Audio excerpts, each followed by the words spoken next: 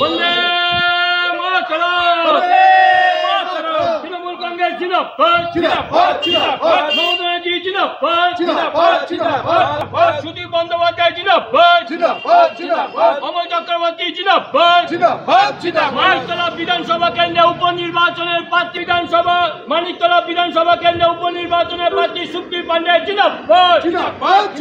আগামী 10ই জুলাই আসছে আগামী 10ই জুলাই আসছে উপনির্বাচনের প্রার্থী সুপ্রিম পান্ডেকে ঘাটার উপজেলা বুলটি নিয়ে প্রথম টিপে বিপুল ভোটে জয় করুন। মমতা ব্যানার্জি জিন্দাবাদ, অভিষেক বন্দ্যোপাধ্যায় জিন্দাবাদ, অমল চক্রবর্তী জিন্দাবাদ, সুদীপ বন্দ্যোপাধ্যায় জিন্দাবাদ। সবার জন্য উপকার করতে করো, আমি জানি ঠিক আছে, সবাই পুরো কাছিয়ে দাও।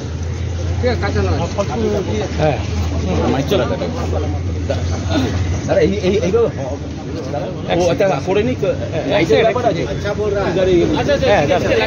একটু